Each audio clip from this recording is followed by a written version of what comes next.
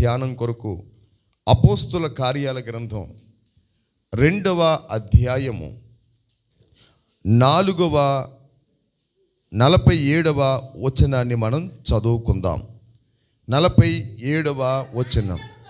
ఆనందముతోనూ నిష్కపటమైన హృదయముతోనూ ఆహారము పుచ్చుకొనుచుండిరి, మరియు ప్రభువు రక్షణ పొందుచున్న వారిని అనుదినము వారితో చేర్చుచుండి. కొంచెం పై లైన్ చూడండి, 46వ వచనంలో 3వ లైన్ చూడండి.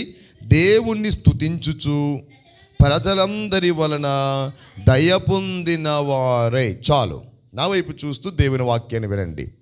మనము చదువుకున్న లేఖన భాగము అపోస్తుల కార్యాల గ్రంథము 2వ అధ్యాయము 46వ వచనము 47వ వచనములో కొన్ని మాటలు మనం చదువుకున్నాం.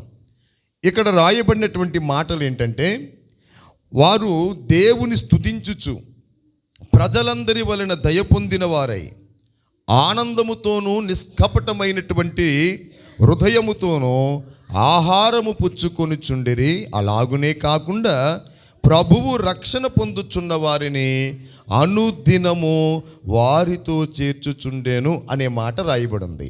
ఎవరు వీళ్ళు అనంటే,